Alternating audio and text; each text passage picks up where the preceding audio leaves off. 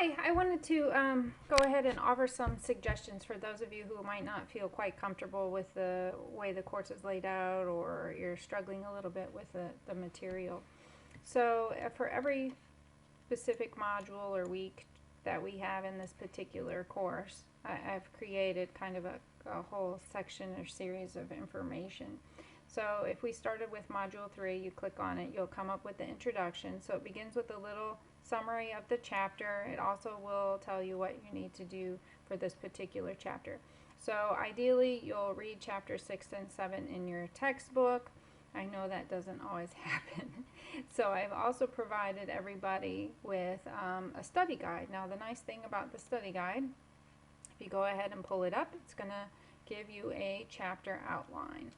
So this has some really good information in it, same as you'll find out of your textbook, but it's obviously summarized. So the problem with just reading the outline is it doesn't always make a lot of sense. So the other thing that we have here in the study guide, I'll come back to the outline in a minute, is our demonstration problem. So this is a sample problem, and you have the opportunity, if you print it out, you can work that. And then the solution is provided. Now sometimes those are a little bit lengthy, so you might not need to do that. If you go down a little bit further, but some students do like a little extra practice. If you go down a little bit further, you'll also see that there's some more practice problems, and even better yet, there's some sample true-false questions. So these are very similar to what you might find on your quizzes. And there's also some multiple choice questions, and then if you scroll down to the end, the solutions are provided. So that might be a good practice before you actually take your quiz, or at least look and see, get some information there. So those are very helpful. And then let's go back a little bit. So if we go back to the module and we scroll down a little bit further, you'll see the profit. Everybody needs to watch these videos. I think they're really good at tying the content of the course to the real world, so you can see how it integrates. And though there will be some questions on your quizzes pertaining to the profit there. And then we have the homework assignment. But before we start the homework assignment, I'm going to scroll down a little bit further.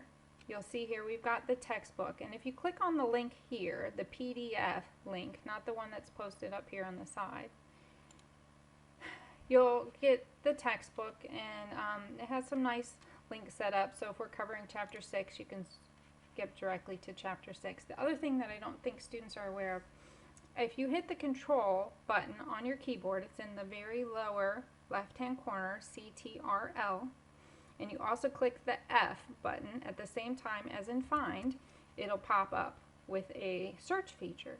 So say you're working on a quiz question or a homework question, and it asks you to look at FIFO.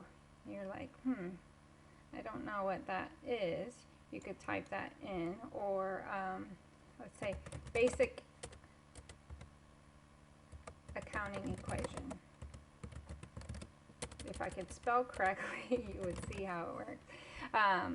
So we can go ahead and hit that, and it'll highlight it for you, and it shows up 11 times in this particular file.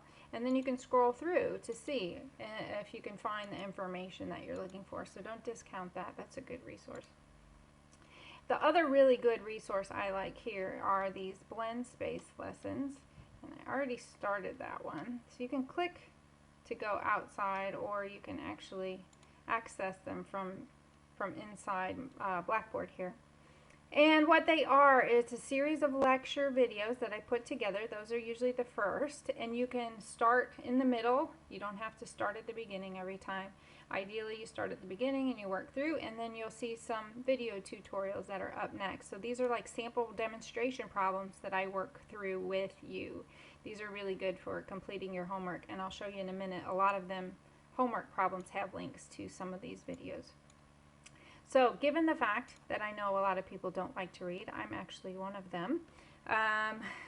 This is how I made it through grad school, was by watching narrated lecture videos. So I prepared them for you as Let's quickly well. talk about You can start merchandising and stop, company and more importantly replay, gross so they're profit. So another good merchandising resource company is for just you. going The to other thing be you can do a sometimes, business that buys and sells goods not to all earn a the profit. content And there's various different types of parallels companies perfectly, but you that could go back to the are chapter considered outline and kind of take merchandisers. notes And you can as see here I we actually do the have lecture as well, so that you manufacturers could who find sell that to helpful. wholesalers, wholesalers then But who sell again, to you can skip, retailers, and oh, retailers well, who I already ultimately sell understand to consumers. that. Let's skip to the next video kind of thing. So you can watch these on your cell phone while you're on break at work, during your lunch, if you're in the car. Anytime you get a few extra minutes, I've tried to break them into really short. You saw the first one was 3 minutes. Try to contain them to no more than 10 so you can, but it's kind of a topic there. So I encourage everybody who isn't big on reading to jump straight to these videos. See how much you comprehend, and then if you need to, you can go back and read. If you don't, then you can skip that. Okay, so let's go to your quizzes. This is something else people seem to struggle with. So let me give you a few pointers here. Here's the part, let me just point this out. So there's 30 true-false multiple choice questions. It's like 15 questions per chapter. You get one attempt, and there's no time limit. So you can start, I would start the exam at the beginning of the week. I would open it up, take a look, and see how many questions I thought I could answer after I've done my initial primary review, and then save those and come back and try and fill in after I do my homework. Usually it's better to do your homework and then take the quiz, but it might be helpful for you to kind of get a feel for what kinds of questions are on the quiz.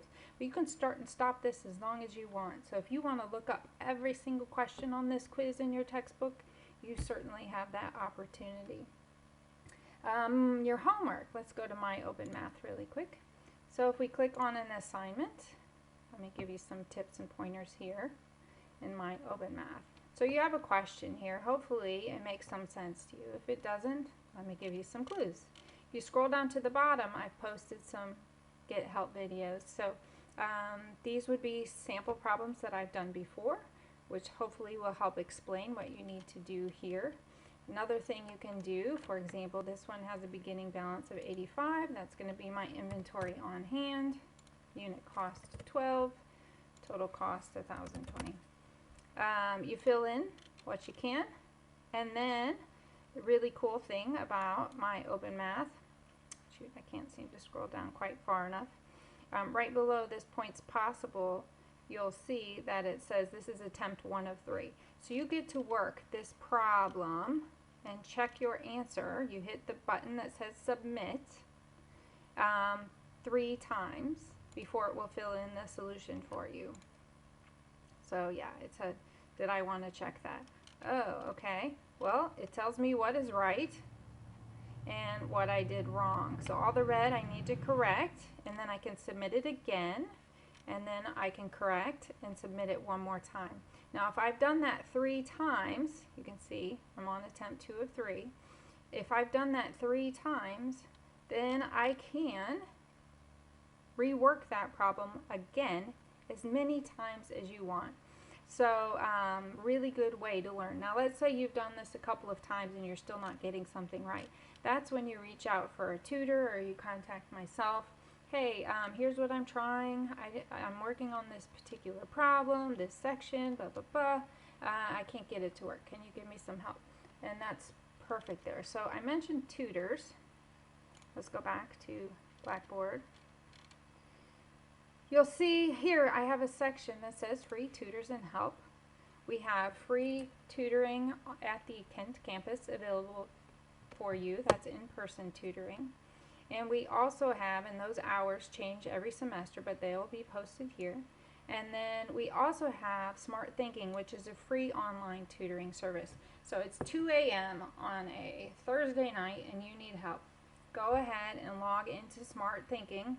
It's in your connections, and there's a little button right next to your Blackboard that says online tutoring, and you can drop in. You can also schedule, if you know, hey, I'm going to be off on Thursday working on my homework, I want some help, you can schedule that. And then the managerial component of this course will be cost accounting. The other part will be the beginning, like 5 weeks, will be intro to accounting over here. So go ahead and utilize those services, and you can email me as well. The best way is to use the send email button because it gives me the course number that you're taking. The section that you're registered in is already included, so I don't have to reply back to you that I don't know which course you're taking exactly. So that's very helpful too. So hopefully you find these tools helpful, and please let me know if you have any questions.